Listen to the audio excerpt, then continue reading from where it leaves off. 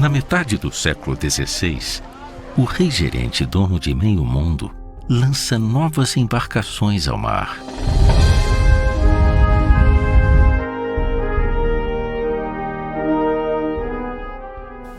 A história não guardou nenhum nome especial para Dom João III, mas na realidade o nome que cabe a Dom João III, na minha opinião, seria Dom João o Rei Gerente.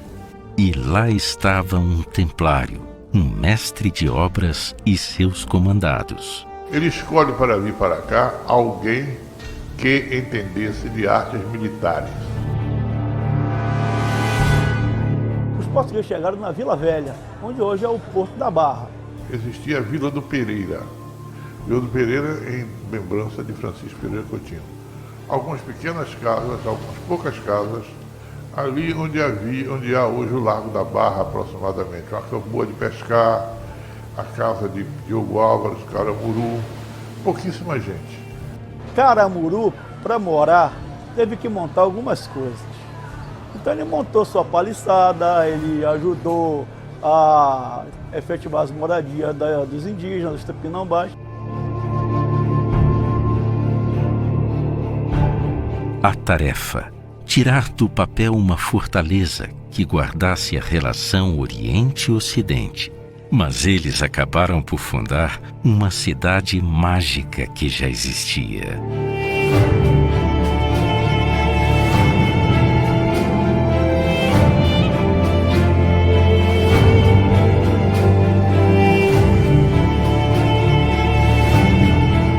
A cidade do Salvador teria que exercer o seu papel globalizante, de base, de sustentação, de apoio, de estaleiro, em suma, de tudo quanto fosse necessário para manter viva a relação Oriente-Ocidente com um apoio básico no meio do caminho, exatamente no meio do caminho.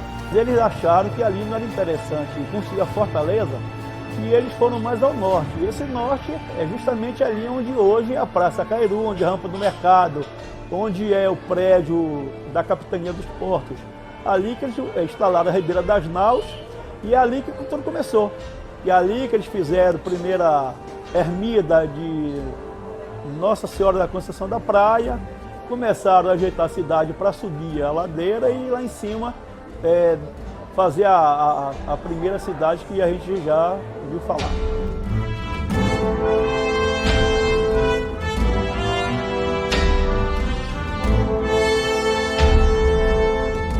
O nascimento da cidade é um momento mágico, porque Salvador é tida como uma cidade mágica, porque vinha num período pós-templário. Tanto que se você prestar atenção nas ilustrações que você tem da época, você vê que as caravelas elas têm todas cruzes templárias. E Tomé de Souza, ele era um oficial templário que lutou nas cruzadas. Tomé de Souza veio para cá com um regimento minuciosíssimo e chega no que restava da capitania de Francisco Pereira Coutinho. Alguns chamam de a primeira Constituição do Brasil. Não há exagero. O regimento se ocupa das coisas mais minuciosas.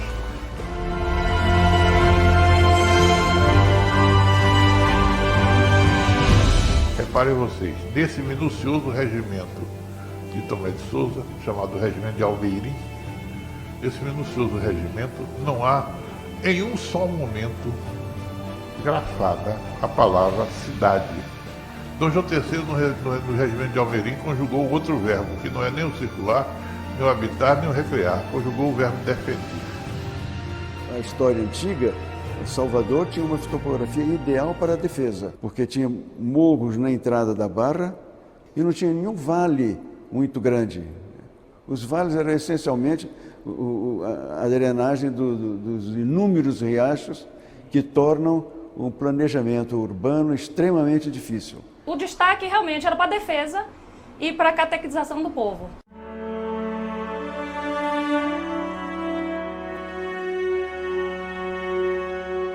Templos gestados na caserna. Eles pensaram mais na defesa como pela recomendação do rei do que de outra coisa realmente.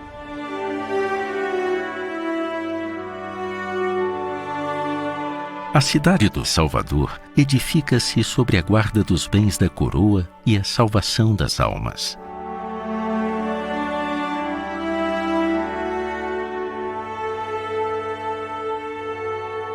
A cidade de Salvador, dizem que tem um projeto que veio de Portugal. Tomé de Souza trouxe consigo um grande mestre de pedrarias, ou engenheiro militar, o Luiz Dias. Era basicamente um engenheiro militar. Eu não dizia propriamente um engenheiro formal, mas ele era um mestre de obras com formação no sistema de defesas. Ele trabalhava na equipe do reino, do rei Dom João III. E ele já trouxe o risco de Salvador. Dizem que o projeto é de Miguel de Arruda, que era arquiteto e também engenheiro militar lá em Portugal. E o Luiz Dias era um auxiliar do escritório dele. Ele era um figurão da corte, claro que não vinha com 4 meses de viagem para chegar aqui, então ele ficou por lá mesmo. Ele foi necessário até engenho.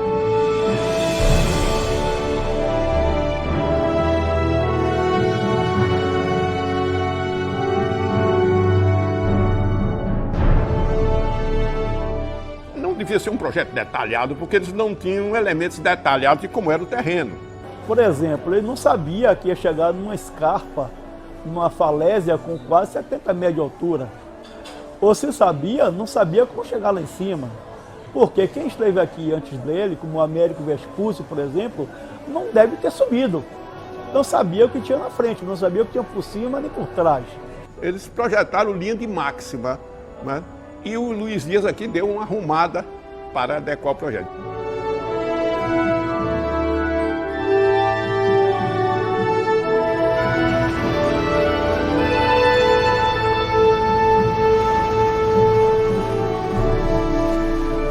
Se qualquer engenheiro, se qualquer arquiteto, se qualquer agrimensor, se qualquer pessoa com a trena na mão recebesse a incumbência de escolher um sítio para a cidade de Salvador, escolheria qualquer outro hoje, aos padrões vigentes atuais, menos aquele que Tomé de Souza escolheu em 1549.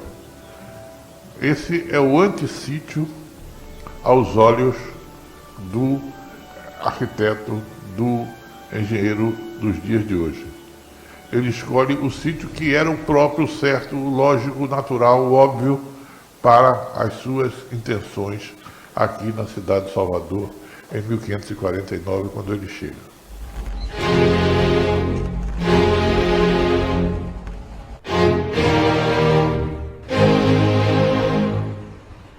É importante verificar como estava bem informado Tomé de Souza.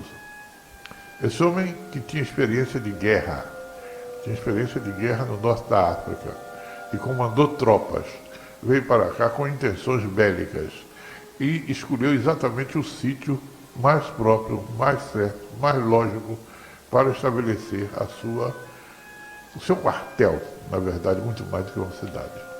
Aloja-se preliminarmente no que restou da Vila do Pereira, mas, obedecendo ao regimento, procura mais para dentro da Baía de Todos os Santos, local próprio para implantar a sua cidade.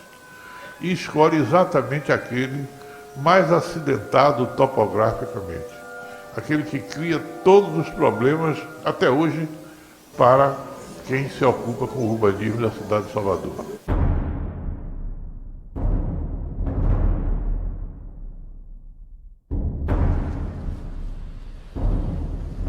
Deve ter sido bastante complicado a princípio, porque se vieram com o desenho inicial pronto, tiveram que aplicar. Chega aqui, não tinha curva de nível, não tinha nada. E eles tiveram um grande problema que persiste até hoje, o deslizamento de encostas. Tinha que ter um centro urbano num lugar onde mostrasse que havia urbanização. E o único lugar que tinha topografia adequada para isso é o nosso centro histórico. Apesar das encostas logo depois do centro histórico serem também ribanceiras de 30 a 80 graus, de queda. E isso aí cria problemas muito grandes, continua criando problemas muito grandes até hoje. Desmoronamento, etc., porque a engenharia não entrou aí fortemente. Qualquer prefeito, qualquer diretor de obras da cidade de Salvador paga hoje tributo à opção de Tomé de Souza. o desafio foi muito. Eles bloquearam nivelaram alguns vales, tiraram algumas montanhas para tentar ajustar, mas também se valeram disso como defesa.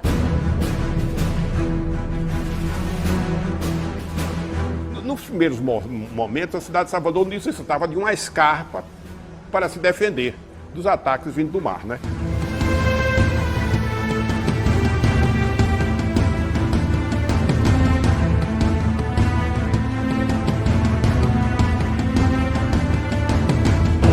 Eles tiveram que fazer a ladeira da Preguiça, eles tiveram que fazer a ladeira da Conceição da Praia para poder ter acesso lá em cima.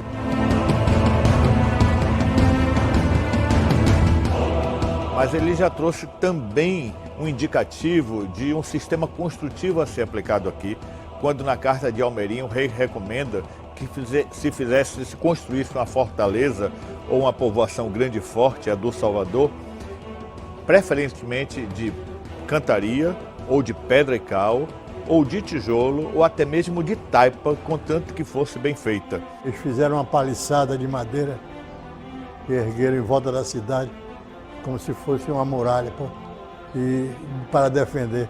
E isso custou muito tempo e muito trabalho.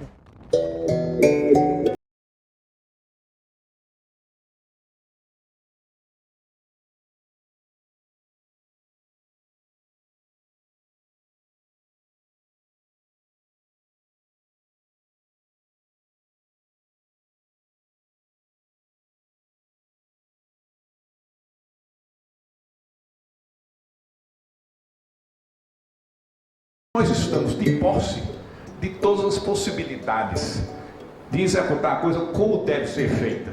Muitas vezes a gente faz do jeito que é possível fazer.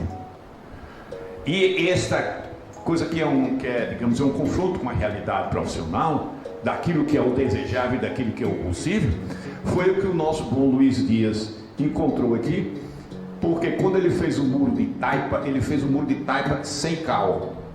A taipa, como nós chamamos de taipa de mão ou supapo, já é uma técnica mais rudimentar que também foi aplicada aqui, com certas sofisticações, às vezes, de um acabamento mais regular, mas sempre uma arquitetura mais não perene, mais perecível, não é? E a cobertura de taipa, que é de palha, que é uma herança indígena, também se adotou um pouco do sistema construtivo do índio, que não deixa de ser uma certa engenharia da construção, uma tecnologia da construção. Salvador, ela começa as primeiras fortificações na base assim, do taipau, né? É taipa que se faz. E quando se fala de taipa, entenda-se que é a taipa de pilão, que é aquela taipa de uma técnica construtiva que vem da Roma Antiga, se estende pela Península Ibérica e, consequentemente, chega à Bahia. Portanto, as primeiras edificações nossas foram de taipa de pilão. E na época já se conhecia solo cal, que é uma das teses que nós apresentamos no trabalho no Congresso, mostrando que o solo cal, o solo estabilizado, já era um conhecimento que vinha dos anos 1200, desde os muçulmanos, que eles já usavam solo cal para estabilizar. Porque o Luiz Dias se queixava olhando a muralha de Salvador, dizia, mas essa muralha é muito alta para ser feita de taipa sem cal. Mas por que não tinha cal? Porque aqui na cidade de Salvador não tinha calcário fácil. Vinha da ilha de Taparica. O cal vinha da ilha, né? Que eram feitos com produtos marinhos, né? Eles tiravam de lá, dos corais e dos depósitos de conchas, a matéria-prima suficiente para você produzir a cal. Mas para trazer isso de Taparica, de fazer de concha, não era em quantidade suficiente para fazer a muralha. Então eles fizeram de terra pura. E certamente ele teve, na observação dele, ele deve ter percebido que tem fonte grande de argilas na região de Salvador. Por isso, com as invernadas que aconteceram aqui, começou a cair o muro, justamente. E ele se justificava dizendo, infelizmente foi feito de taipa sem cal. Salvador, primeiro, ela nasceu com a vocação de cidade fortaleza, portanto,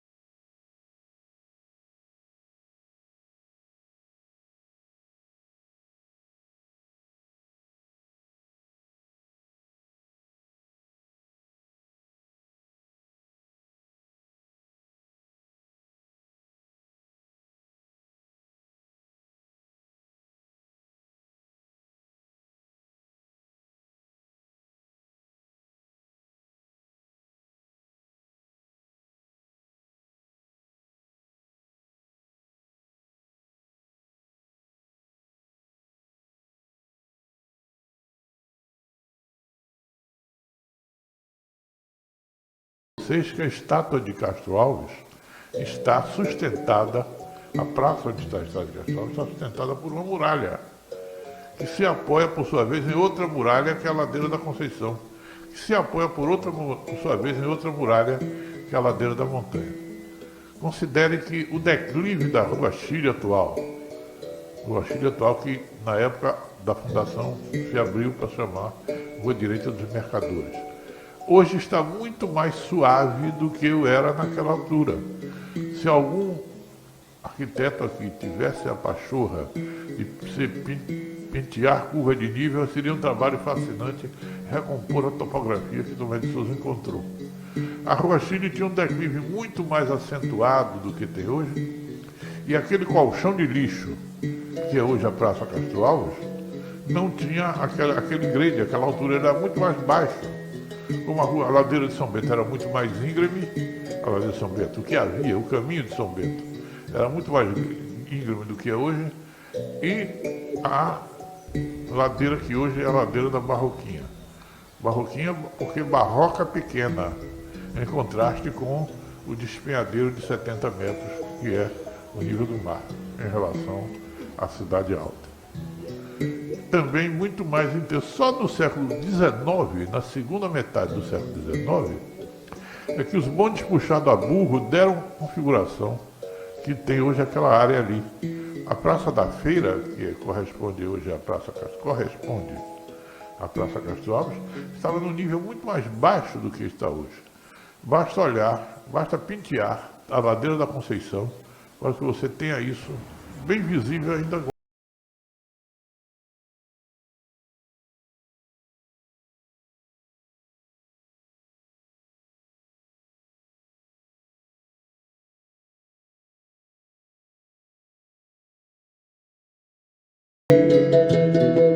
O traçado da Avenida 7 de Setembro, que nós apressadamente às vezes vemos ser chamada de Caminho do Conselho.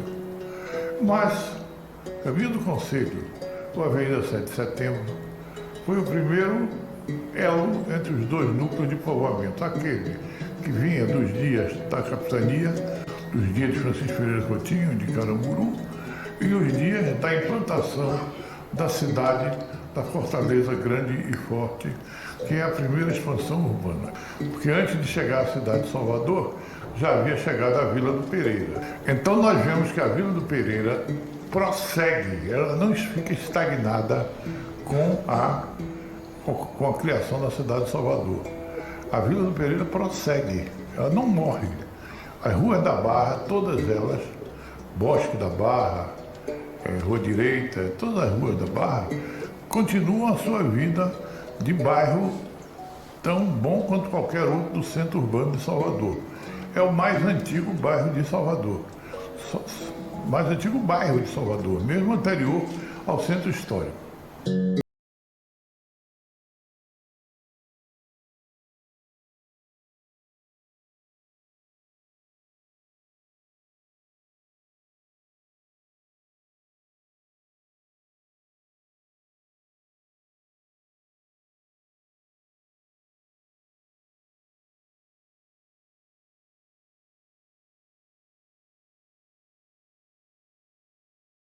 Porque os jesuítas, eles não quiseram ficar na mancha principal, não quiseram ficar no centro da cidade. Então os jesuítas foram para onde tinha uma tribo chamado Monte Calvário, que é onde é o Terreiro de Jesus, e o Tomé de Souza terminou estendendo a cidade para a Praça da Sé, e posteriormente a cidade foi crescendo sozinha. E essa expansão urbana começa a crescer exatamente em função de algumas igrejas, algumas capelas implantadas ao seu correr. Entre elas a matriz de Nossa Senhora da Vitória e a Igreja dos Beneditinos. Claro que nem a matriz da Vitória nem os Beneditinos tinham a grandeza, tinham a expressão arquitetônica que tem hoje, sobretudo São Bento, que era uma casa de taipa. Mas ali marca-se o primeiro passo fora das portas da cidade, da porta de Santa Luzia, a porta sul da cidade de Salvador.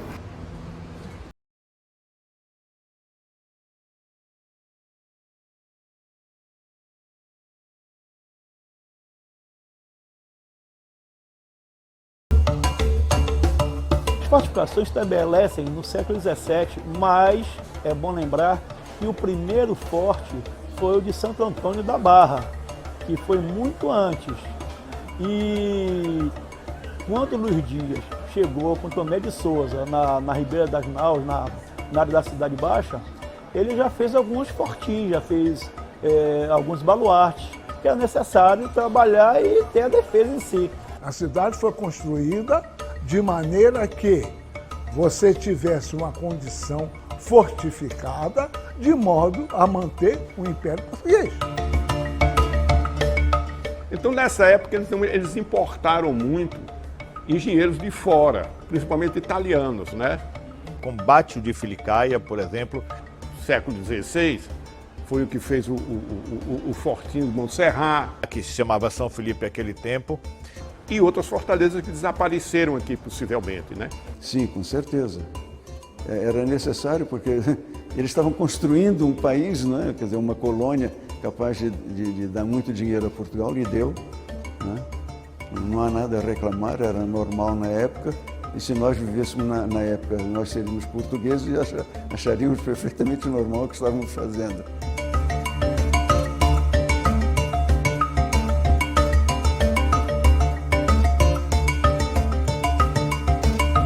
Mas a minha primeira preocupação de Salvador, da defesa, não era nem tanto contra os inimigos externos, era contra os índios. Eram os internos. Você sente mesmo isso nas cartas que Luís Dias escreveu, que ele diz: coloquei a muralha nessa altura, eu acho que é o suficiente para deter aqueles demônios. Ele está se referindo aos índios. Depois é que, já no fim do século XVI, entrando no século XVII, que o poder estrangeiro começou a voltar os olhos para o Brasil, porque viu as potencialidades, a riqueza, né? Os engenhos de açúcar começaram a funcionar, quer dizer, a riqueza cresceu e começou a justificar a cobiça desses povos externos. Aí você começa a ter o ataque externo também. Mas holandeses e piratas ingleses também, os franceses que andavam por aqui muito, né? Sempre andavam muito por aqui. Os franceses é quem mais comerciavam para o Brasil aqui, né? Desde aquela época já tem contrabando, né? A coisa já funcionava desde aquele momento.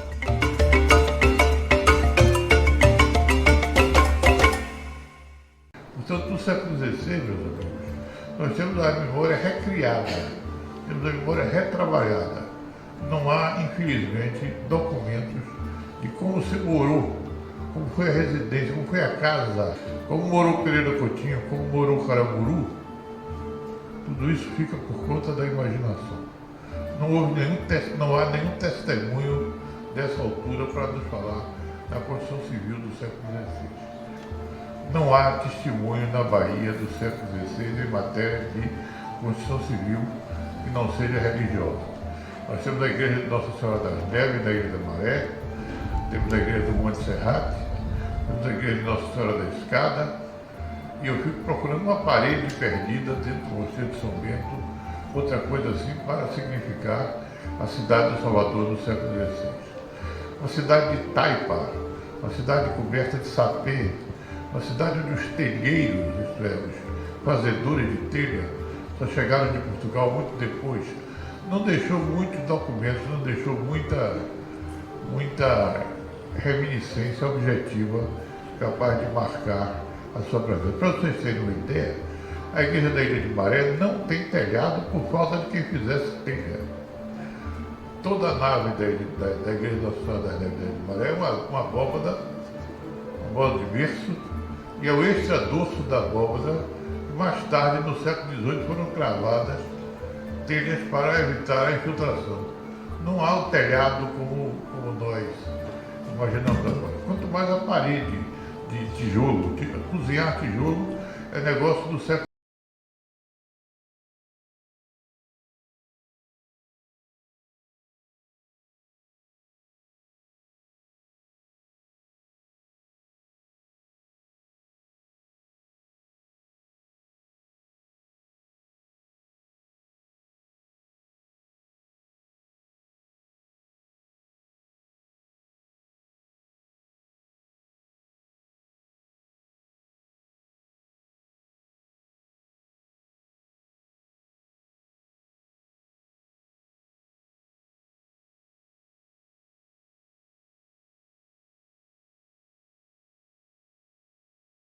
O Luiz Dias era maior do que cirurgião geral. Não, é um fato. Comparando com o Brasil de hoje, esse foi o momento em que a tecnologia teve uma remuneração correta.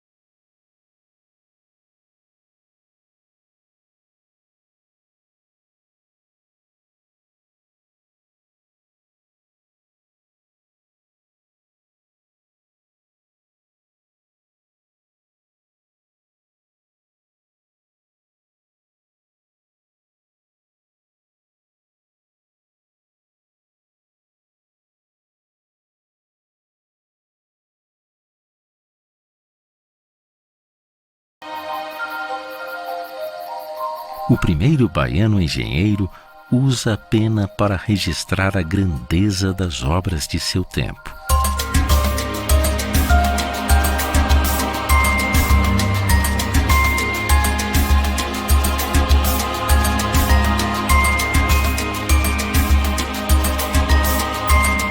O primeiro baiano e o primeiro professor de origem nacional, né, mesmo, se é que nós tínhamos nação naquele tempo, porque nós éramos colônia de Portugal, foi José Antônio Caldas.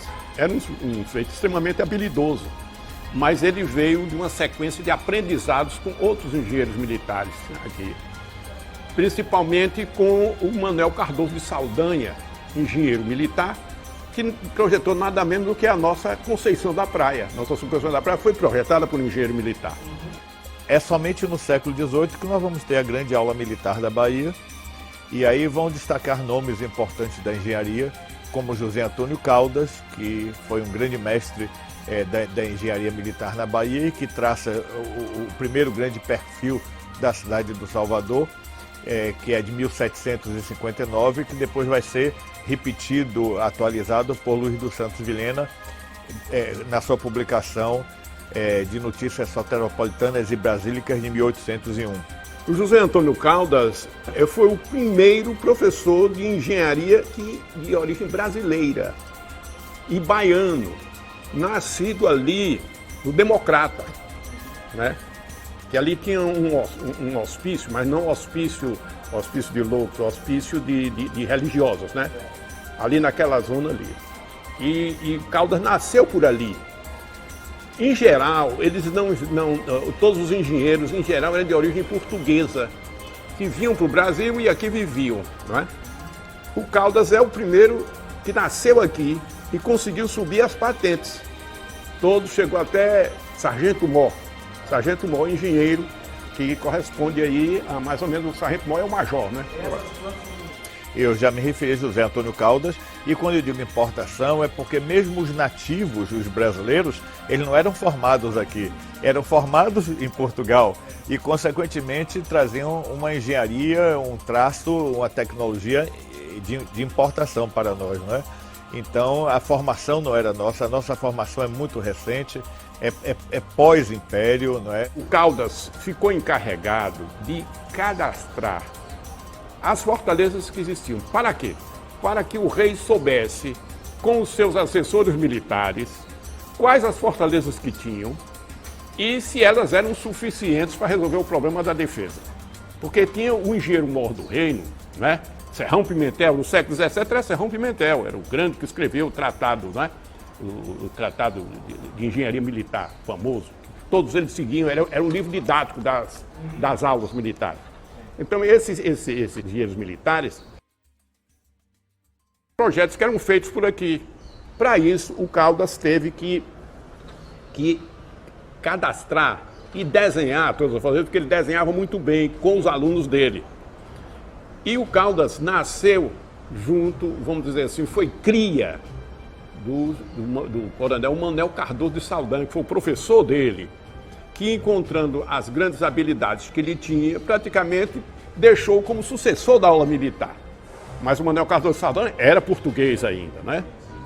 Então, e o Cardoso de Saldanha já é o terceiro ou quarto grande engenheiro que está na Praça de Salvador e que foi professor da aula militar, né?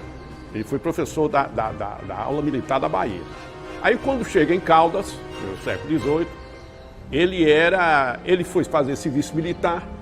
E quando ele foi fazer serviço militar, se descobriu as suas habilidades para desenhar essa coisa toda. Então, se começou a investir nele como, vamos dizer, para formar a cabeça dele de um novo engenheiro militar brasileiro. Ele era tão habilidoso que conseguiu driblar vamos dizer, a certa, não vamos chamar de intolerância, vamos chamar a certa reticência com a qual os portugueses aceitavam filhos do Brasil em cargos militares. Eles não se confiavam muito.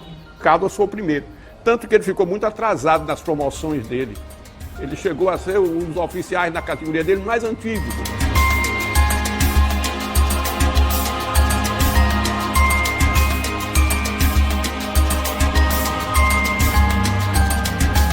O Cristóvão do Caldas fazia tudo.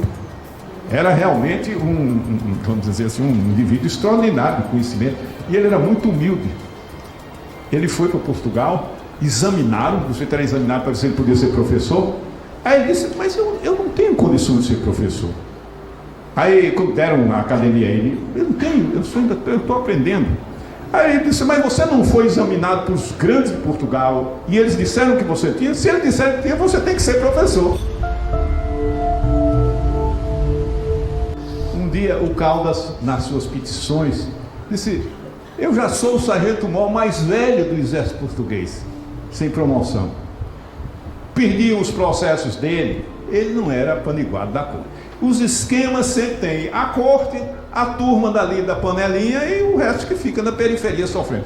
O mundo é mundo sempre, e a história da humanidade é sempre essa, né? O engenheiro da época é um sujeito que entendia sobre lençóis aquíferos, sobre mineração, não é? Sobre topografia, tudo isso, além das disciplinas da defesa. Se você pegar um currículo de uma aula militar, você vai ver a variedade de coisas que eles estudavam. Estudavam um tipo de mecânica da estática, não é mecânica estática dos edifícios. Eles estudavam arquitetura civil, como diziam eles, né? Arquitetura civil. Estudava topografia, que usavam a palavra francesa arpentage, né? Eles usavam. Por quê? Porque os livros, textos das aulas militares eram de origem francesa.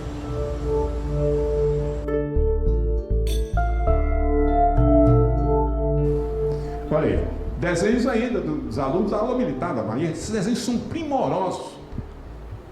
Hoje que nós trabalhamos em AutoCAD, se você olhar esse desenho, você fica impressionado com que tipo de traço que eles davam. E eu fui da época dizendo que desenhavam com caneta grafos ainda. E que se fazia um desenho refinado e coisa e tal, mas esses desenhos realmente me surpreendem, a qualidade, a sombra que eles conseguiam dar com instrumentos que eram instrumentos de desenho relativamente primitivos, né? Tudo isso é da aula militar da Bahia do século XVIII, né? Então ele dizia, palavras do Caldas, né? As matérias que eu tenho ditado, ensinado e explicado na academia são, aí está exatamente como ele escrevia no português do século XVIII, né? Aritmética, álgebra, geometria elementar, trigonometria, geometria prática, onde se trata da longimetria, altimetria, planimetria, estereometria, geodésia, pantometria. Todas essas disciplinas eram conhecidas na aula militar, né? Se tratou também de nivelamento, né? Arpentage. Arpentage é que, como eles viam muito tratados em francês, arpentage significa levantamento topográfico. E medição de obras de cantaria, alvenaria, carpintaria e uma boa parte da geografia. Um modo de tirar cartas geográficas, né? Topográficas, iconográficas, e desenhar toda a qualidade de plantas militares e civis. Para que eles, com um ensaio de ótica para extração de prospecto, para trabalhar com perspectiva, né? Fortificação de praças, cálculo de sua despesa, toda a qualidade é a parte de logística, né? De militares e civis, que delas se empregam, ataque de praça, defesa de praça, castramentação, e que isso não trata dos acampamentos particulares das tropas, mas também em geral do exército. E se ali não dá para ler o que é o edifício. Uma arte de guerra com vários princípios de tática, de corpo de infantaria, cavalaria, arte das bombas. Então tudo isso dava, e ainda vem aqui, ele ainda tem fogos de artifício de guerra, né? E festivos, ou seja, foguetes e esses negócios de pirotecnia, até isso se ensinava na academia. E depois mecânica, estática, né? Hidráulica e finalmente arquitetura civil.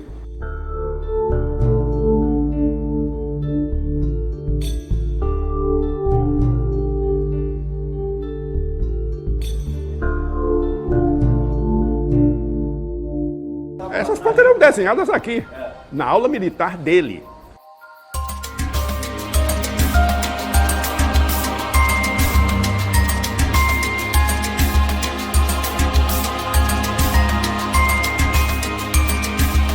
Olha, aqui de Caldas não tem nenhum projeto de fortificação aqui. Tem desenhos das fortificações.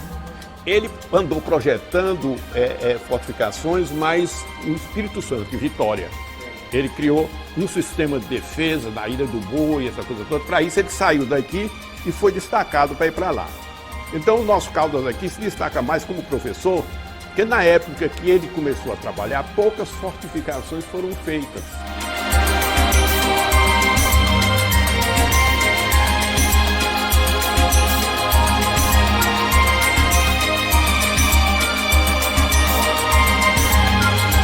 Ele desenhou o Barbalho, ele desenhou Santo Antônio, ele desenhou a fortaleza de Santo Antônio da Barra, Santo Antônio falando Carmo, né?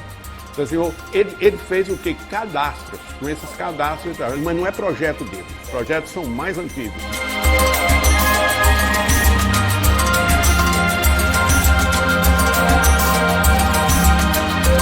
Tudo se deve à engenharia militar. Então a engenharia religiosa, ela também passa por isso, porque as formações anteriores eram todas feitas em função das fortalezas, em função da defesa ou só do ataque, né?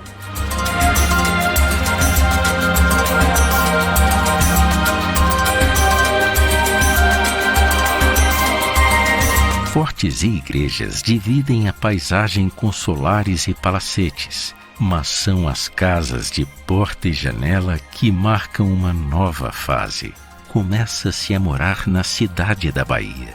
No século XVIII, então, nós começamos a morar na Bahia. Nós começamos a ter casa na Bahia. O caminho do Conselho deixa de ser uma estrada para começar a ser um arruamento. A mesma coisa com referência ao bairro de Santo Antônio, além do Carmo. O bairro de Santo Antônio, para a Rua do Baluarte, para a Rua dos Perdões, para a Rua de São José de Baixo, a Rua de São José de Cima, Ladeira da Solidade, Largo da Lapinha, começam a se povoar.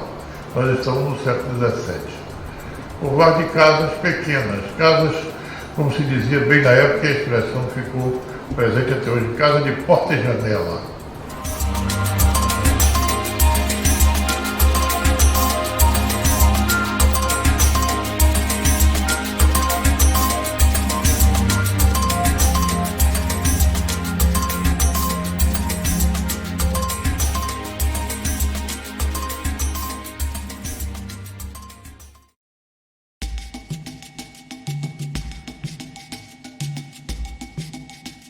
Engenharia nativa miscigenada com arquitetura oficial. No canteiro de obras, mesmo com a escravidão e a intolerância, a troca de saberes existe entre nações indígenas, africanas e europeias.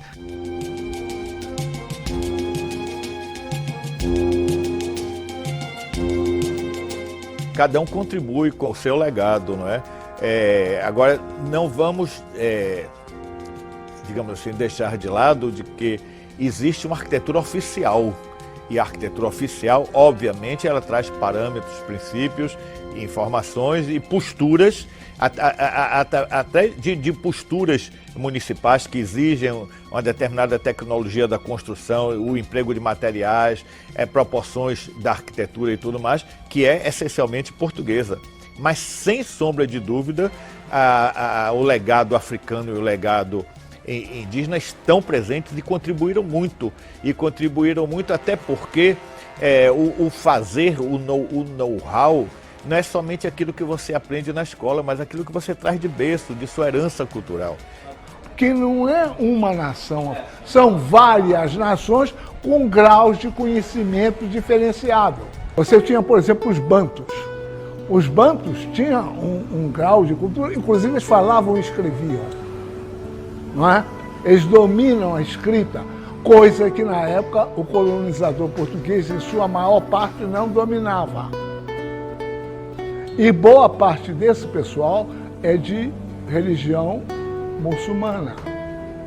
Então eles chegam a estabelecer, durante a colonização, uma verdadeira rede de informação, do Cais do Porto até o centro da cidade. E essa coisa funciona. Muitos dos nossos hábitos, que aí a turma põe, o torso, a roupa, é de origem africana, ou de origem que vem por aí também do islamismo. Tá? Eles dominavam, por exemplo, a fundição na área do ferro. Ok? São eles que vão ser os primeiros artesãos na área de você fazer fundição de ferro.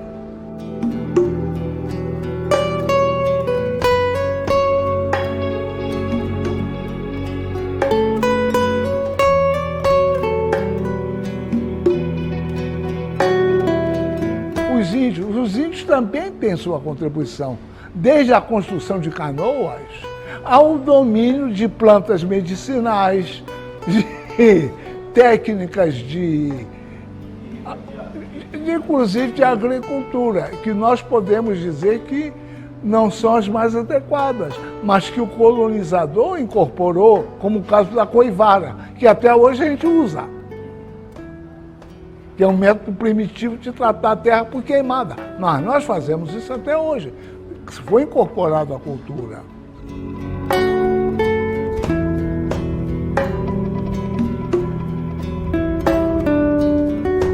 Eles são responsáveis pela farinha de mandioca. E é a farinha de mandioca que vai permitir que as famosas entradas e bandeiras. Aquela história de muquear a carne, que também vem deles, embora os europeus já fizessem também a conservação com sal e pelo fogo.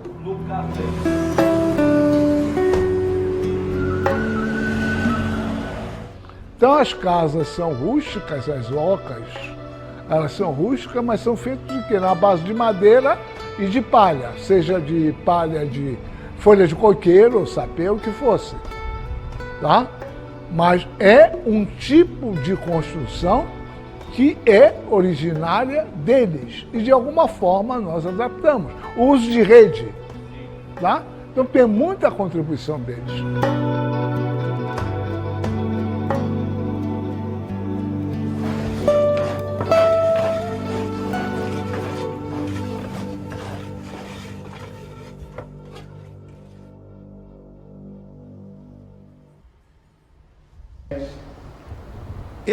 Alguém aqui vai olhar aquela planta é engraçada, aquela planta ali é do governo da Lapa, feita por mestre Campo Nicolau, Abel de Carvalho, que é E a coisa engraçada é que a igreja invadia a Avenida Joana Angélica. Ela depois foi cortada e feita a igreja assim, mas ela tinha a igreja invadindo.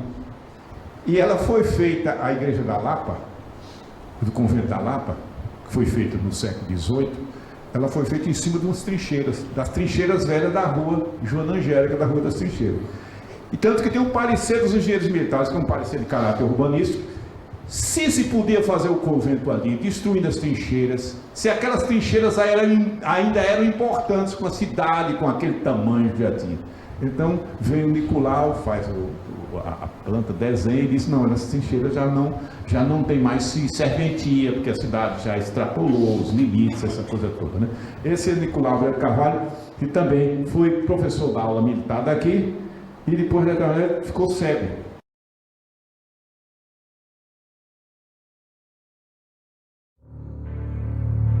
A cidade toma contorno em bases sólidas.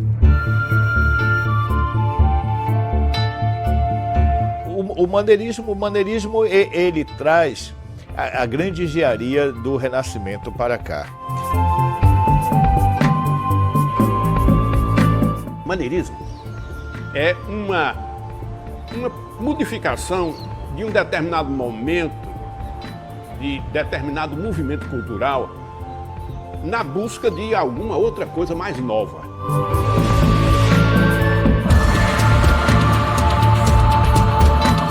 Aqui a gente tem os desenhos de umas igrejas que são beneditinas, jesuíticas, e aí dá para reconhecer por conta, porque tinha mais ou menos um padrão. A jesuítica meio vendo o padrão da Igreja de Jesus, então ficou a igreja do colégio, que é a catedral hoje.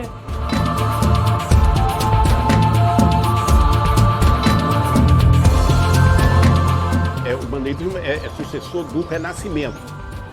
E com o Renascimento, eles começaram a quebrar a rigidez do Renascimento. Essa quebra de rigidez, que é o maneirismo, é um amaciamento da rigidez e da disciplina do Renascimento, é a que vai conduzir ao Barroco, que é a liberação total da forma. O barroco, veja bem, é uma fase dentro desse processo, não é a fase do monumental. O monumental é o maneirismo. Eu acho que o maneirismo, em termos da grandiosidade arquitetônica, a mim encanta muito mais.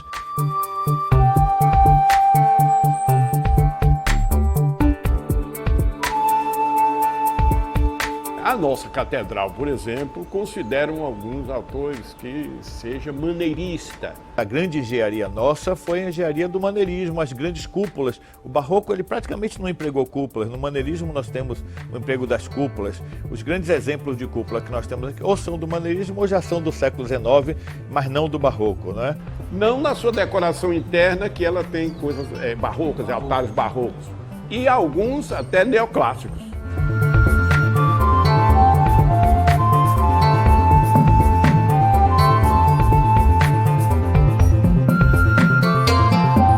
Expressão como linguagem artística, sem dúvida que é o barroco, mas o barroco ele traz no seu bojo toda uma tradição da Europa, obviamente, com raízes na Itália, mas com influência muito grande do Oriente também. E se você for ver o barroco na sua essência, na sua raiz, tem muito da arte indiana, da arte chinesa, tem muita chinesice na arte barroca. Nós temos aqui em Cachoeira, na Bahia, em Salvador também, nós temos em Minas Gerais, na Igreja Nossa Senhora do Ó, em Sabará, na Ordem Terceira do Carmo de Cachoeira, na Catedral Basílica aqui em Salvador, e em alguns outros pontos.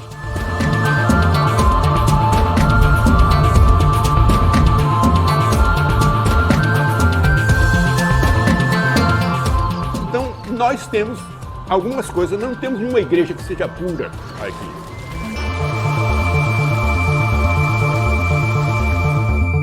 Engenheiros militares de Batina projetam os templos de grandes cúpulas.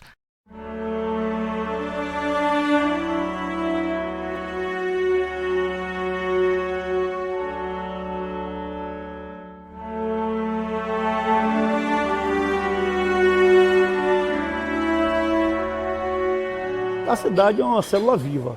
Então, a cidade, para crescer, ela obrigatoriamente tem que ter os seus engenheiros, seus arquitetos, seus urbanistas, porque, embora ela tivesse sido desordenada, em algum momento ela precisa dar uma ordenação, um ordenamento nesse caos, né? E aí que entram os novos planos, as novas plantas. No século XVIII, por exemplo, ele é pródigo nas igrejas, né? Que é feito em alta tecnologia da época. E os próprios religiosos, eles possuíam dentre os seus pares os arquitetos. A engenharia militar de Batina, mostrando os grandes engenheiros militares que vieram dos meios de Batina, principalmente os jesuítas, eram bons engenheiros militares. Por quê? Porque a escola básica para a formação em Portugal de um engenheiro militar era o Colégio de Santo Antão, dos jesuítas, aonde ele ainda menino, ainda sem ser militar, ele fazia, ele discutia, tinha disciplinas mais ou menos sobre defesa e fortificação. Os que se destacavam nesse colégio jesuíta eram então enviados para as academias militares, mas eles ali já estudavam um rudimento, como se fosse uma escola preparatória. Então tem as capelas beneditinas, tanto aqui quanto fora, estilo aquela de Montserrat. Então ficou um padrão.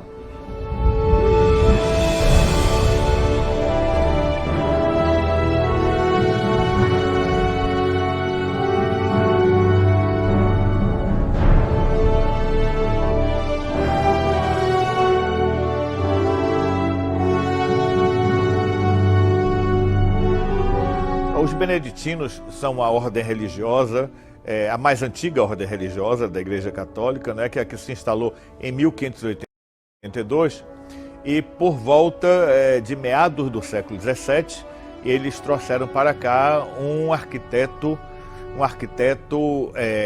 catalão, o arquiteto Macário. Um projeto de construção de edifícios, sim, foi Macário de São João, era muito importante, né? Se instalando na Bahia, obviamente, ele se torna um frade beneditino, né, com o nome de Frei, adota o nome de Frei Macário de São João, E ele constrói edificações as mais importantes do século XVII, grandes complexos, que são o da Igreja e Mosteiro de São Bento, de Santa Teresa, né, que hoje abriga o Museu de Arte Sacra da Bahia, a Santa Casa de Misericórdia, uma belíssima edificação que depois ela foi reformada no final do 17 para início do 18, mas o projeto original é dele, e a Casa da Câmara e Cadeia de 1660. Né? Esses edifícios são projetos dele com certeza, alguns outros ou não, uma igrejinha já desaparecida no Recôncavo Baiano, e no Nordeste ele edificou alguma coisa também. Ele foi o grande arquiteto religioso na Bahia e uma arquitetura monumental já em Cantaria. São os primórdios da edificação erudita e monumental aqui em Salvador.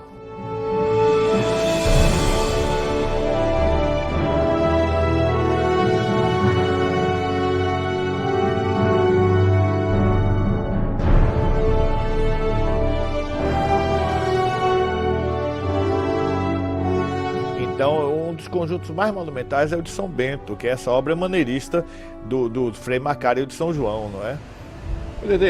Talvez a igreja de São Bento seja um maneirista, abadia, que é uma igreja que terminou de ser construída no século XIX, né? A cúpula dela é do século XIX. O Frei Macário, para mim, foi o grande arquiteto, o arquiteto-mor do século XVII, na Bahia e no Brasil. Viveu bastante aqui na Bahia, faleceu, não me recordo exatamente agora, mas foi no final do século XVII, viveu algo muito mais do que 3 décadas aqui na Bahia e produziu bastante.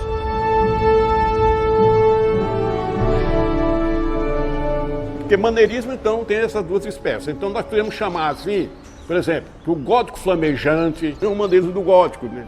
com formas mais livres, né? Então, se considera aqui, pelo menos, Albert Smith e esses outros consideram que a catedral é uma igreja de desenho maneirista que tem alguma coisa já do barroco aparecendo, mas não é o barroco na sua expressão total. Você repare que ela é uma igreja toda retificada, capelas laterais intercomunicantes. Ela não é como a igreja de Borromini, que é elíptica, com as torres redondas, como você vê o barroco mineiro. Sim. Não, ela é uma igreja ainda que guarda certa coisa de renascimento, não é isso? Embora aí você já veja a voluta do frontão, que é um maneirismo, né? É isso que a gente pode dizer.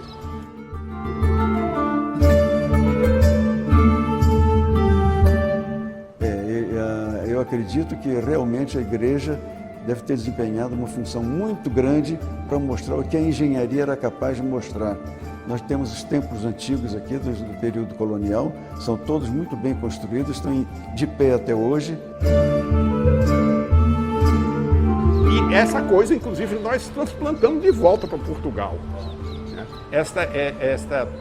Vamos chamar isso, esse maneirismo do colonialismo, né? É uma tentativa de ruptura já com aquela primeira manifestação que se estabeleceu aqui, que adquiriu certos hábitos locais, que trouxe uma tradição portuguesa de construir, onde nós não tínhamos muito compromisso com regras, né? Porque estávamos num país novo. Aquilo Então eu acho que a coisa é por aí.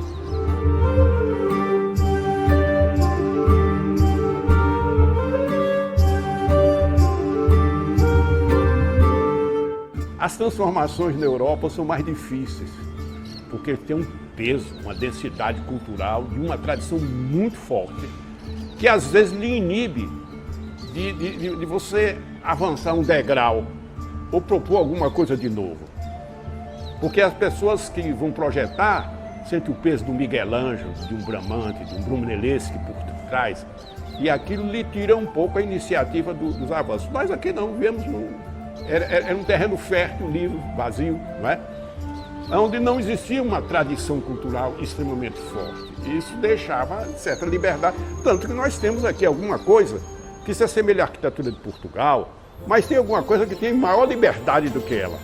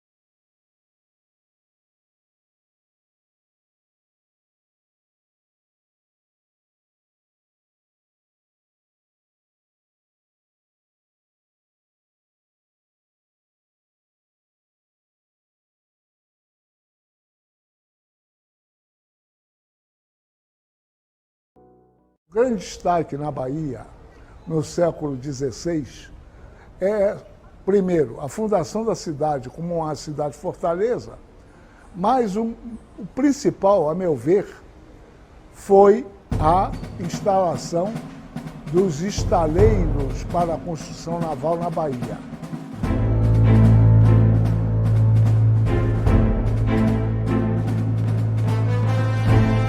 Escorre o sal do mar e do suor, em uma baía que é porto e estaleiro. Era preciso criar o estaleiro, o apoio à navegação. E isso por dois motivos. Primeiro, porque ao construir navios na Bahia, houve uma adaptação de materiais. Os materiais que eram usados no continente europeu não existiam no Brasil. As madeiras, os vedantes. Então, o que houve? Houve, que nós chamaríamos, já no século XX, um trabalho de substituição de importação. Cria-se, então, a Ribeira das Naus. Nós tivemos duas ribeiras na cidade de Salvador. A Ribeira das Naus, a Ribeira dos Galeões. A Ribeira das Naus, onde está hoje a Igreja da Conceição da Praia, aproximadamente. Lá estavam os estaleiros da cidade desde o primeiro momento, com oficiais trazidos de Portugal para os serviços de carpintaria naval aqui na cidade de Salvador. Eles eram produzidos, porque nós tínhamos aqui um arsenal muito bom, né? O arsenal de marinha e fabricação da nau. A Ribeira das Naus ali, por baixo, ali tinha um arsenal que produzia. Por quê? Porque nós tínhamos madeira de excelente qualidade.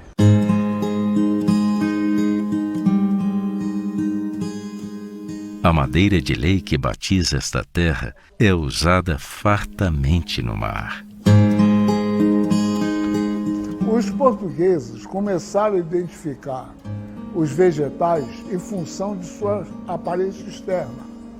Tipo de tronco, tipo de galhos, tipo de folhas.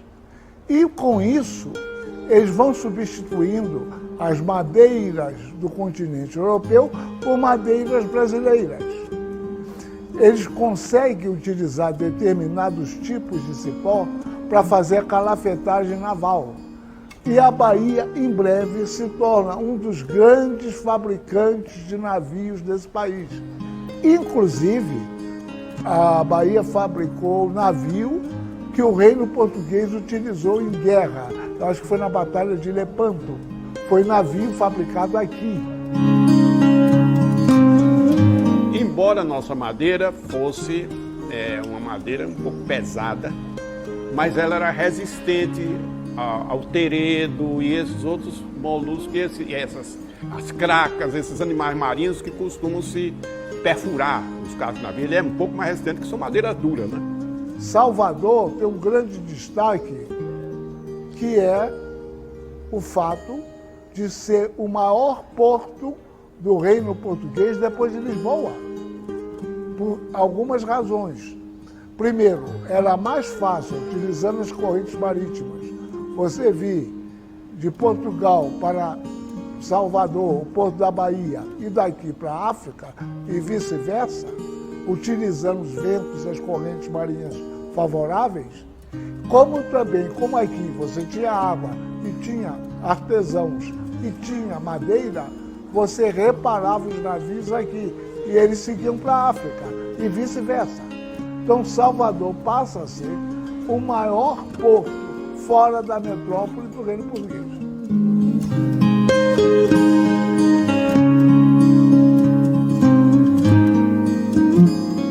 Tudo imperava aqui.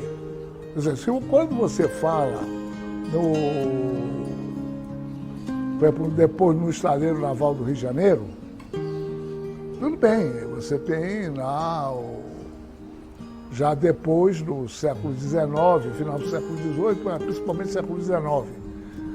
Mas ainda no início do século XIX, a Bahia continua sendo, digamos, mandatória em termos de estaleiro. Depois nós perdemos.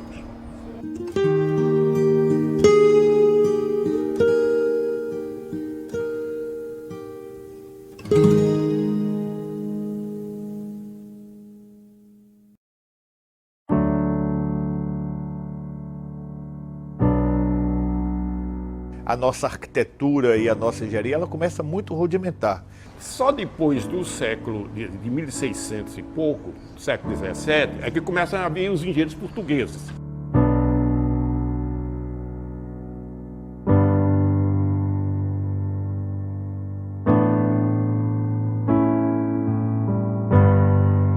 E ela só vai se aperfeiçoando aos poucos, mas mesmo assim, não com o ensino aqui propriamente dito, ensino acadêmico, mas com o ensino prático. O ensino prático dos ateliês, das oficinas, né, dos canteiros de obra, dos mestres. O mestre em construção é uma forma mais antiga, a forma mais antiga que vem do mestre medieval, né? Na época o mestre medieval não tinha. Mas depois, no Renascimento, você tinha os engenheiros militares e tinham os arquitetos, mas muitas vezes os engenheiros militares faziam arquitetura e os arquitetos faziam engenharia militar. Por exemplo, a defesa de Florença foi projetada por Michelangelo.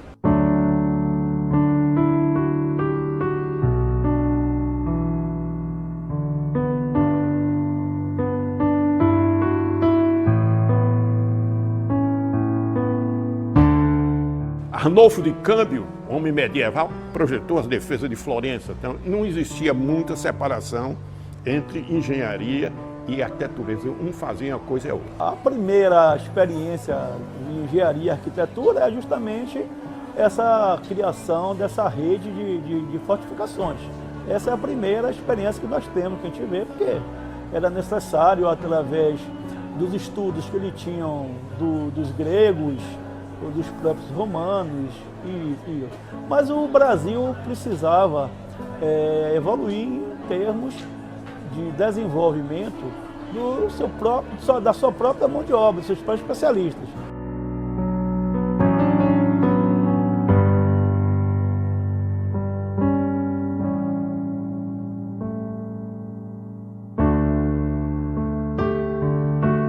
Nesse primeiro momento, existia uma dificuldade muito grande de você ter primeiro engenheiros. Militar ou civil ou arquiteto. Você não ouve nem falar nesse momento em arquiteto, porque a preocupação primeira era defender. Então, se falava sempre em engenheiro militar.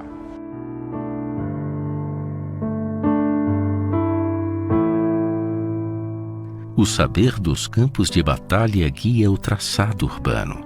E aí sim, entre esses projetos que você fala, como o caso do Forte São Marcelo e de outros fortes, a cidade era inteiramente fortificada. E nesse ponto de vista, Portugal detinha na época um conhecimento, digamos, avançado para a área. Especialistas em fortificações, eles já vinham de outras áreas, já vinham da África, já vinham da Índia, já vinham do Oriente, então eles já tinham uma experiência muito boa. Porque havia uma luta entre portugueses, espanhóis e holandeses pelo domínio do mar. E o domínio do mar incluía necessariamente o Brasil, que era o mais próximo no hemisfério sul, não é?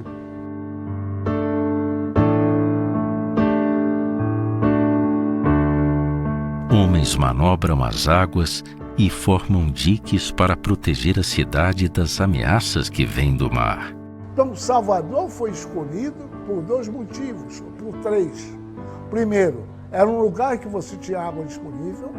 Segundo, estava numa baía que é uma das mais apropriadas para a navegação e para você abrigar a esquadra. E terceiro, pela sua constituição geográfica e geológica, ela se prestava muito facilmente à defesa.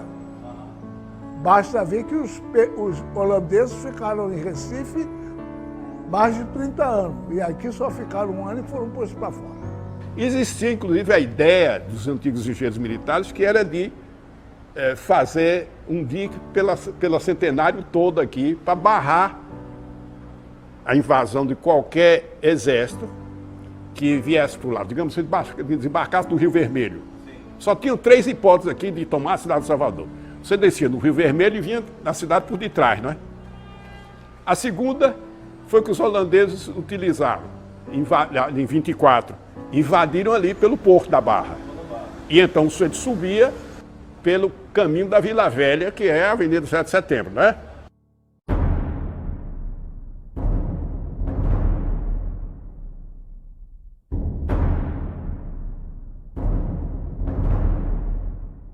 E a terceira hipótese foi que Maurício Nassau utilizou. Foi lá para o Recôncavo, Ipirajá, e arrodeou e veio pela Estrada da Liberdade, que era a Estrada das Boiadas. Então eram essas três hipóteses. Para defender eventual desembarque que o sujeito fizesse aqui na alça do Rio Vermelho e andasse em direção à cidade, o exército antigo tinha uma dificuldade muito grande. O sujeito não podia lutar molhado, porque o bacamarte entrou água, não dispara. O canhão atola. Você não pode carregar artilharia num lugar onde for charco, é problema. A primeira invasão holandesa foi rechaçada, mas a segunda invasão holandesa não foi rechaçada. Eles conseguiram descer na Barra, tomaram o Santo Antônio e aí terminaram ficando anos na cidade, que chegaram, prenderam o governador, conseguiram convencer os donos de engenhos e outros de que era bom para todo mundo e foi ficando. Quando os holandeses foram embora, aí sim o governo português achou que já era tempo de mandar ajeitar melhor a cidade, proteger melhor, e aí começam as fortificações sendo montadas em outro estilo e aquelas que existiam sendo reforçadas, inclusive já em alvenaria.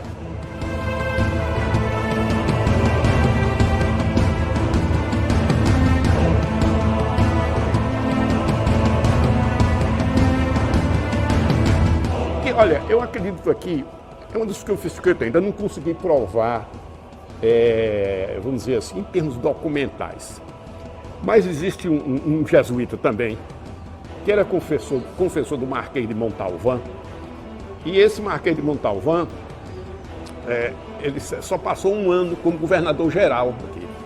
Mas o confessor dele veio com ele, Inácio Stafford. E o Stafford tem um tratado que eu conheço, sobre artilharia e fortificações, que é um manuscrito na Biblioteca Nacional de Lisboa.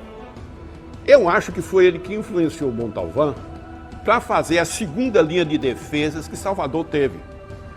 Porque o Marquês de Montalvão já é em torno de 1630, 1640, por aí assim, não é? Ele veio para cá.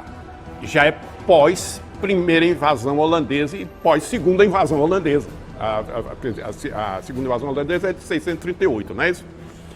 Eu acho que Montalvão, isso é uma desconfiança. Eu não sou historiador que gosta de olhar uma hipótese e começar a escrever como se aquilo fosse verdade. Não, eu faço todas as reservas. Ou tem documento, ou não é.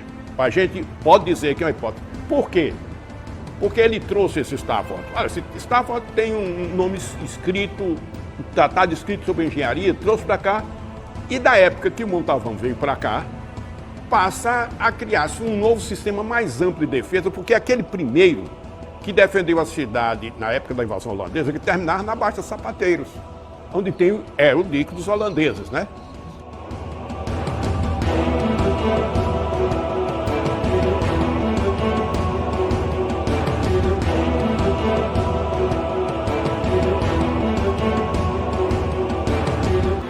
Passado algum tempo, ainda com a ameaça dos holandeses, os portugueses disseram, bom, se os holandeses fizeram o dique da Baixa de Sapateiro, da Rua da Vala, como era chamada antigamente,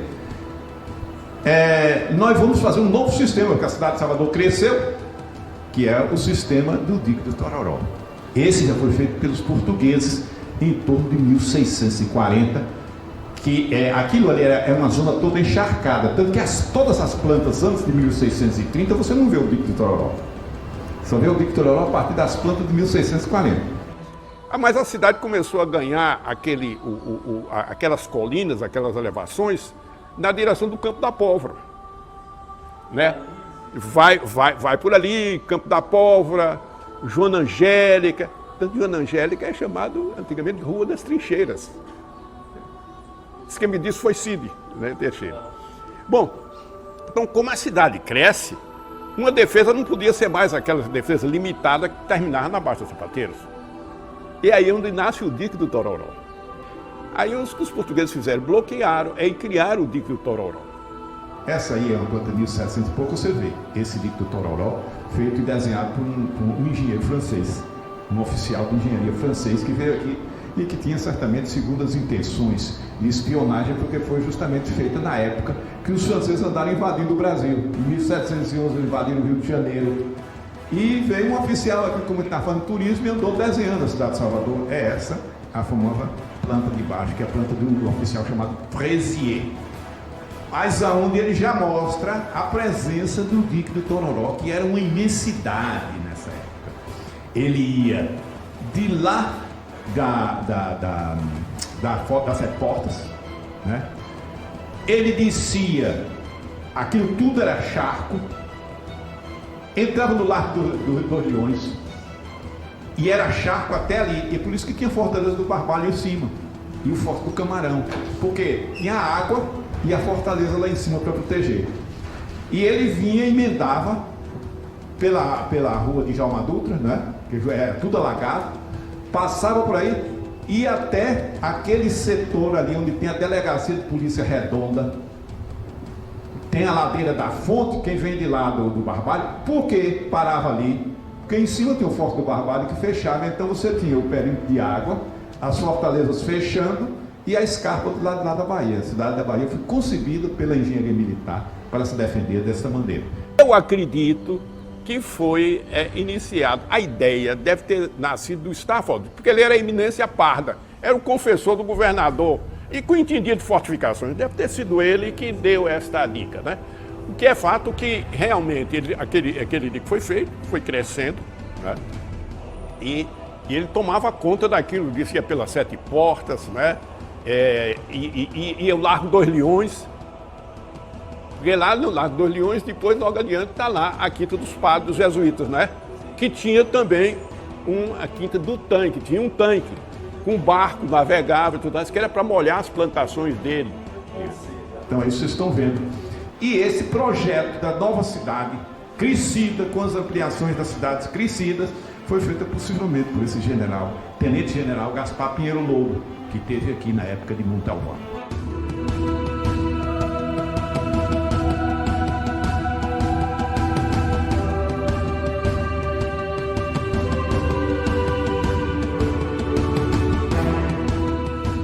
João Coutinho, que criou o primeiro plano defensivo depois de fundada a cidade, foi João Coutinho, em 1680, 85, por essa. Ele era do Alentejo, né? 1680, mais ou menos. Então ele fez um projeto que nunca foi executado totalmente, né? Eles falavam muito nesse projeto de que existia a Conceição, era da praia mesmo, tá na praia. Depois que eles começaram a invadir o que eles chamavam a área do Salgado. Qual é o Salgado? O Salgado do Rei. Porque toda esta área, como hoje a gente diz, área de marinha, naturalmente era o Salgado que era propriedade do rei. Só se podia construir com autorização real.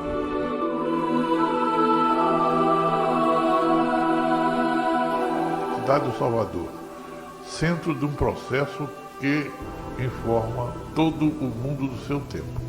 Essa cidade nasce de uma vocação internacional, nasce com uma vocação de ser o elo entre o Ocidente e o Oriente. Não foi outra senão esta a justificativa maior da existência da cidade de Salvador.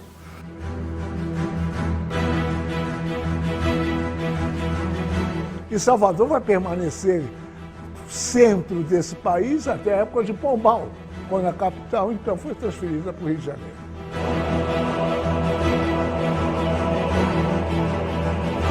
Em tempos nos quais engenheiro é artigo raro, surgem as primeiras aulas.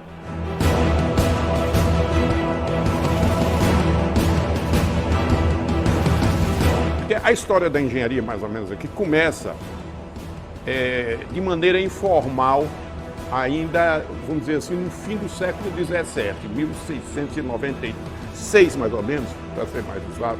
O governador-geral manda que se faça uma aula. Era uma coisa informal, porque não tinha sido uma autorização dada pelo rei.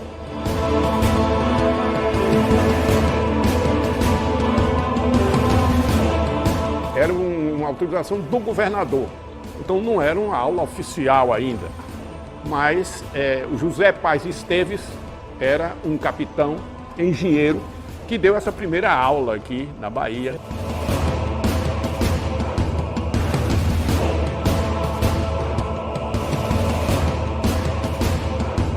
E você vai ter, a partir daí, o surgimento das famosas aulas de artilharia, que mais tarde vão dar origem a uma série de evoluções que vão culminar pelas escolas de engenharia.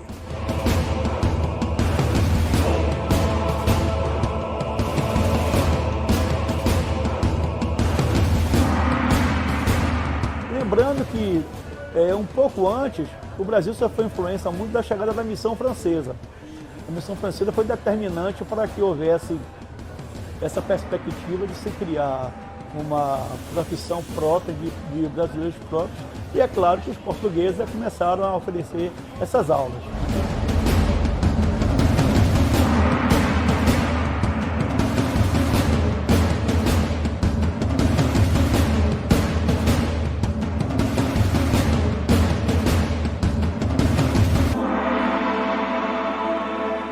São poucos os habitantes, mas havia mão de obra capaz e disponível para erguer monumentos que resistiriam aos séculos.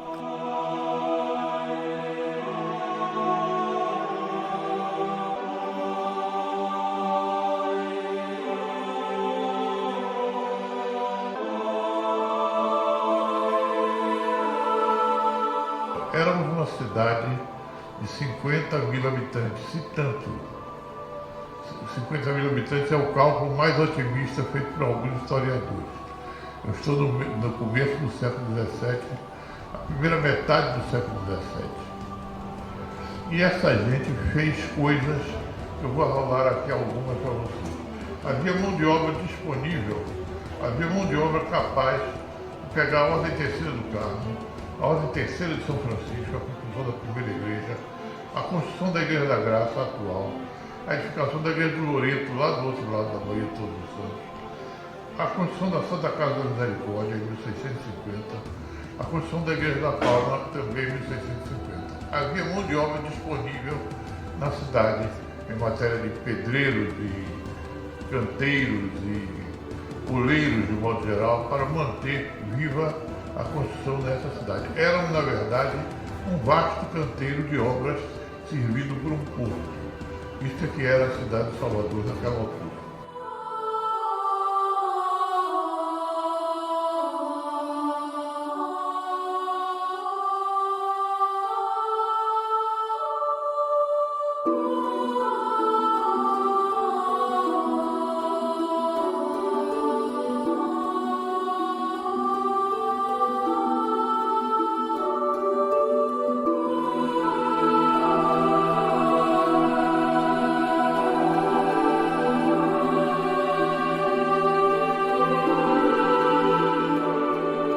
Olha, até o século XIX, praticamente tudo que você vai encontrar aqui projetado é de engenharia militar. Até mesmo alguns edifícios que são de caráter religioso, são projetados por ele. E isso fundamentalmente porque as grandes edificações na Bahia, no caso particular da Bahia, eram as militares e as religiosas.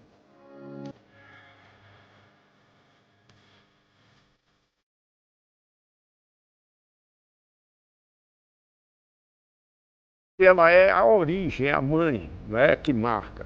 Porque realmente tem o nome de engenharia civil, porque as escolas militares tinham, digamos, matérias que faziam arquitetura civil, engenharia civil. Era construção que não era de fortaleza, que não tinha caráter militar. Então, por isso, e elas inclusive eram dentro das mesmas escolas. A nossa engenharia civil aqui nasceu dentro das academias militares. E a matriz disso tudo está aqui na Bahia, porque a primeira aula militar, como era chamado, né, onde se aprendia arquitetura civil e engenharia civil, eles eram chamados engenheiros militares, que é um nome de engenheiro mesmo. Um grande arquiteto do século XVII, que foi Francisco Fias de Mesquita, que trabalhou na construção da nossa igreja dos jesuítas, que é a igreja do Salvador, a atual Catedral Basílica, possivelmente no Forte de São Marcelo, né, que foi um grande engenheiro militar, o Fias de Mesquita, e alguns outros nomes, enfim, mas de uma tradição lusitana de construção. No século XVII começa a vir, mas começa a vir de maneira muito curiosa. Quem vai fazer a Constituição Civil do século XVI, do século XVII, como disse muito, a Constituição Civil é a Constituição religiosa. Eu olhei aqui uma quantidade bastante razoável de imóveis que ainda estão aí até hoje, vindos do século XVII, todos eles de função religiosa. O Convento do Carmo, que é de 1556, a fundação do primeiro Convento de São Francisco, que é de 87, o Colégio dos Jesuítas na sua feição primitiva. A primeira vez que se usou vidraça na América Latina foi naquele colégio dos jesuítas, que foi escola de medicina e hoje é um museu ali ao lado da catedral, né?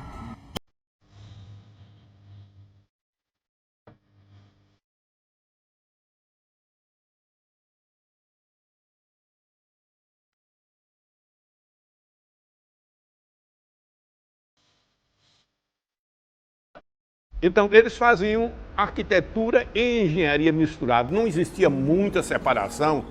Essa separação é uma coisa mais recente.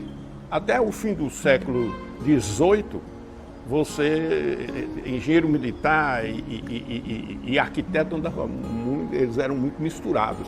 E aí, a parte de arquitetura mesmo só veio muito tempo depois de escola formal, e o 699, século XVII, já tinha alguma escola de engenharia militar. Depois veio esse camarada. Esse camarada tem uma simpatia particular, muito inteligente. Esse Antônio Ruiz Ribeiro, ele veio para aqui já em 1700, inicialmente em 1700. Sucedeu o outro que estava preso, terminaram botando ele aqui. Esse indivíduo era um sargento-mor. Sargento-mor quer mais ou menos dizer major, né? Corresponde ao major hoje. Né? Esse homem viveu brigando com os governadores a vida toda, porque ele tinha um defeito horrível. Era extraordinariamente honesto e não assinava. Então, todo dia que vinha as folhas de medição assina, ele disse, não medi, não assino nada. Aí mandava carta para o rei, tem umas cartas para ele, me pediram para mandar aqui, mas foi sem a minha presença e eu não vou assinar a folha de medição. Então tinha um problema e realmente por detrás tinha, certamente, né? Como dizia meu velho amigo, professor Oscar Caetano, engenheiro emérito, que ele era engenheiro e arquiteto na Escola de Engenharia e Arquitetura, Oscar Caetano da Silva, me lembro muito dele. Ele dizia, meu filho, obras, manobras e sobras. Isso é uma coisa que está velha, nesse sentido, é o que acontece, é isso mesmo, essas coisas faraônicas, né? E esse cara não aceitava, era um Antônio Ruiz Ribeiro. Agora vivia, como dizia o sucessor dele, embicado com os governadores. Porque faziam tudo que era desgraça, ele mandava prender, e ele não assinava. Ele era um sujeito ranzinza e ele não aceitava de jeito nenhum. Até o rei, que no dia chegou, fizeram tanta... Era o problema do provedor, que era o indivíduo do dinheiro, né, da Secretaria da Fazenda, e o governador, que tinha os esquemas, certamente. E ele não aceitava o esquema, o que atrapalhou a vida de todo mundo da comidilha, né? E o que aconteceu? Esse cara aí emprestava. Aí manda chamar outro engenheiro do Rio de Janeiro, para desmoralizar um projeto que ele tinha feito. Tem coisas impressionantes, tão humanas ligadas à vida desses profissionais que fizeram na Bahia e no Brasil, né?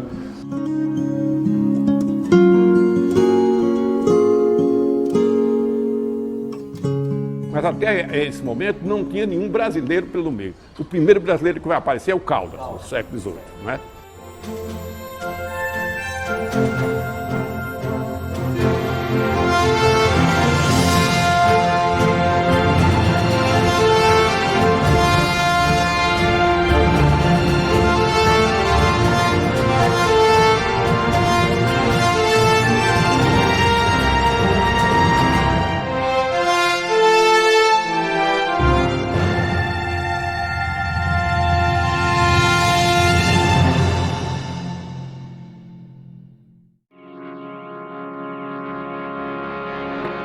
Obrigado.